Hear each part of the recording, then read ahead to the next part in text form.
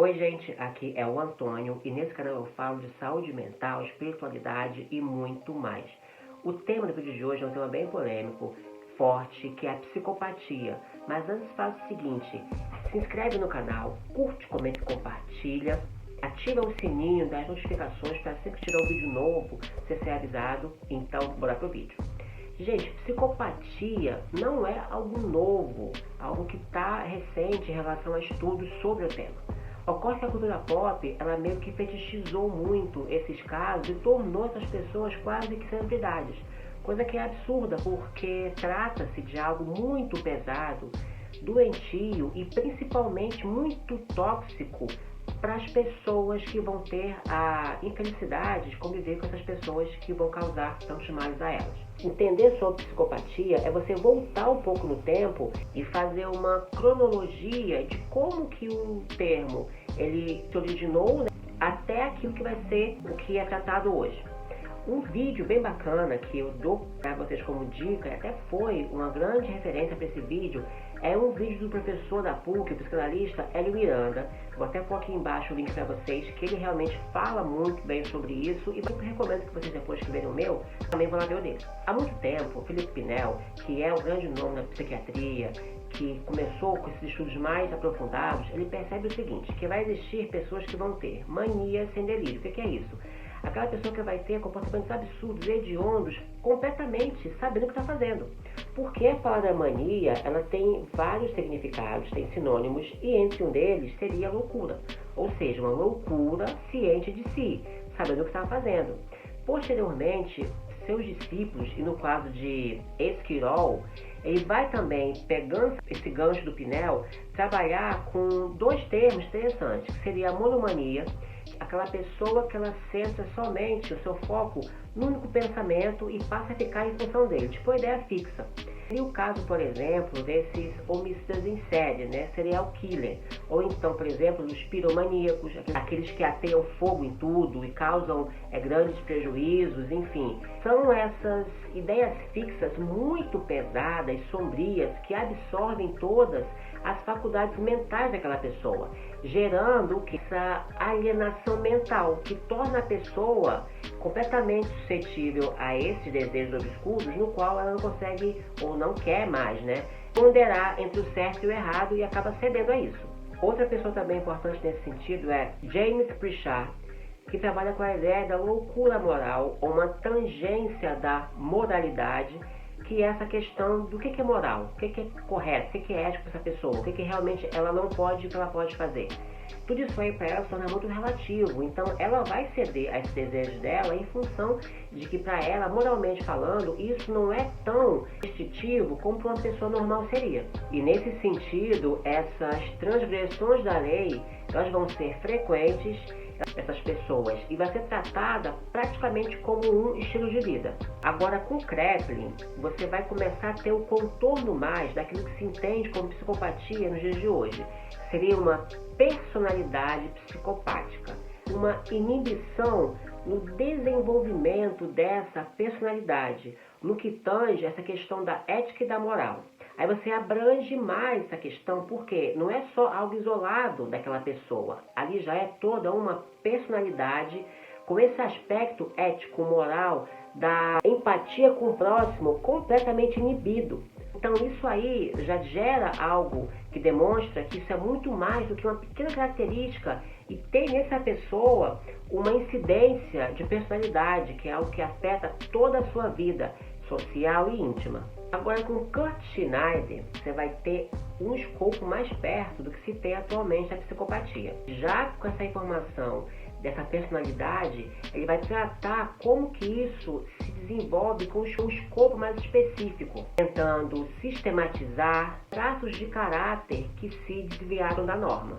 Por fim, nós temos Harvey Kleck, o psiquiatra norte-americano, que vai realmente ser responsável por tratar essa questão e trazer essa questão para os moldes que temos atual.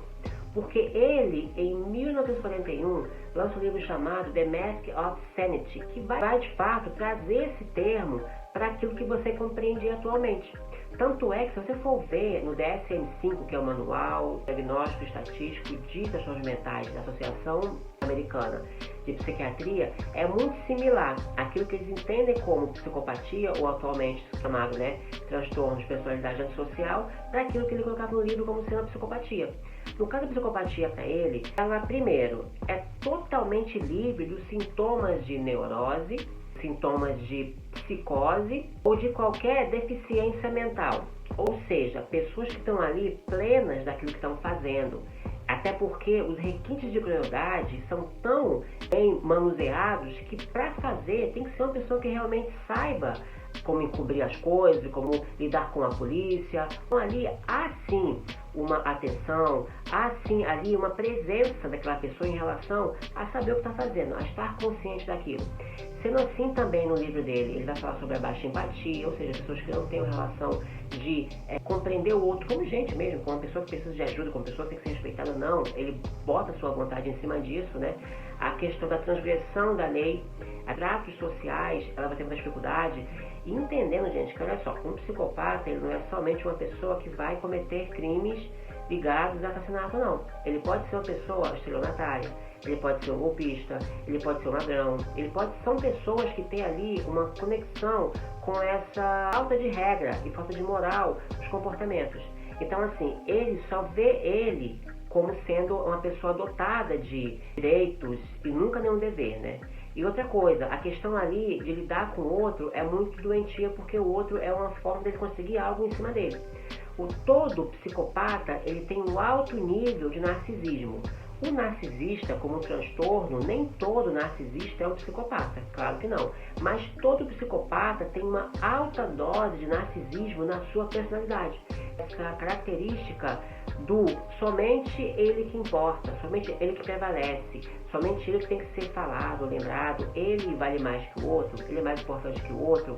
A sua relação com a sociedade é sempre como se ele tivesse que ser posto num altar, posto num palco e os outros servindo ele. É uma visão megalomaníaca, é uma visão distorcida, é uma visão de que essa pessoa não tem uma conexão exata com a realidade e não se vê de fato como ele é.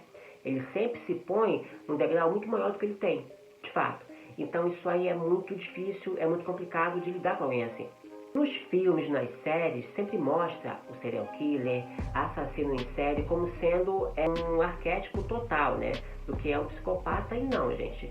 Psicopatas nem todos vão ser serial killers, nem todos vão matar pessoas, nem todos vão se tornar criminosos dessa forma como a mídia coloca aí nas séries, nos filmes. Mas com certeza, grande parte deles, para não dizer todos, vão causar danos muito complicados àquelas pessoas que eles se relacionarem. Porque eles vão ter, sim, uma forma de lidar com o outro muito tóxica e doentia, independentemente se vai haver um crime ou não. Vai haver, com certeza, ali uma tentativa de submissão, um desrespeito, um sanguessuga, que vai de fato sugar tudo que a pessoa tem. Pessoas que dão golpes, por exemplo, e roubam toda a fortuna de outros e deixam o outro sem nada, ou então em família, que roubam o dinheiro da mãe, deixam todo mundo sem nada e vão embora e realmente não se importam com isso, que aplicam golpes, às vezes começam com pequenos golpes, né? Depois vai ficando golpes gigantescos. Sendo assim, tudo que ele faz, para ele, é o que importa. E o outro, para ele, só está ali para servi-lo. Então, sempre vai ter uma relação muito pesada, socialmente falando, muito deficitária em relação a todas as pessoas que ele lidar. Vai tender a destruir tudo, né, gente? Todas as pessoas, relações, instituições, em função dessa sua personalidade doentia. E aí você pergunta o seguinte: tem cura? É complicado falar em cura de um transtorno de personalidade, porque a personalidade, ela envolve muitas características daquilo que a pessoa é, daquilo que ela projeta para a sociedade. Então, como que você vai mudar aquilo que o outro é? É muito difícil. Existe uma crítica também a um processo que se fala em patologização de comportamento. Se a pessoa ela fez um crime, cometeu uma ação ruim contra o outro, sabendo o que estava fazendo, ela não estava ali fora de si, então até que ponto isso é uma doença, até que ponto aquilo ali foi uma escolha dela e ela tem que pagar por isso nas formas da lei. Então isso também é um questionamento. Até que ponto isso pode ser tido como uma cura e até que ponto isso aí é tratável ou não, e até que ponto aquela pessoa pode responder pelo que ela fez e tem que responder porque sabe o que estava fazendo, até que ponto aquilo ali, para a sociedade, as pessoas conseguem reverter esse quadro, que é muito difícil. Tanto é que aqui no canal eu falo bastante de psicanálise, né, que é a minha formação. Só que no caso da psicopatia, ela vai muito forte no campo da psiquiatria incluindo no campo da lei, porque grande parte desses materiais que explicam sobre isso estão com psiquiatras, estão até em artigos, tribunais, enfim, coisas de jurisprudência, que aí você vai ter uma melhor forma de compreender como que são os seus fazeres em sociedade, para você ver como é que é tenso. E no caso da psicopatia, o mais próximo em psicanálise que você tem em relação a isso são as perversões, sendo que perversão para Freud é uma estrutura, já a psicopatia para a psiquiatria é um diagnóstico, algo a ser tratado e como tratar, se é consciente, se a pessoa faz porque ela quer. Então é muito desafiador de você conceituar, de você compreender, muito difícil no campo da lei, o que faz, se prende, se isola do contato com as pessoas, porque até dentro de uma cadeia, de uma penitenciária, aquela pessoa vai tender a influenciar aquele que é mais suscetível, esse ciclo doentio de comportamentos e relações tóxicas vai se perpetuar também numa detenção, então se torna uma personalidade muito difícil de ser administrada e que cada vez se mostra mais complicada no campo da lei ou da psiquiatria para que possa saber como lidar com essas pessoas. Serem indivíduos com alto potencial de causar danos imensos à sociedade, às pessoas, às instituições e que realmente tendem a serem muito desafiadores em qualquer lugar que eles estiverem em função do seu potencial de causar esses males e esses danos. Então, gente, o tema de vídeo foi esse. Tentei fazer de forma bem sintética, porque o assunto é muito denso e é muito polêmico.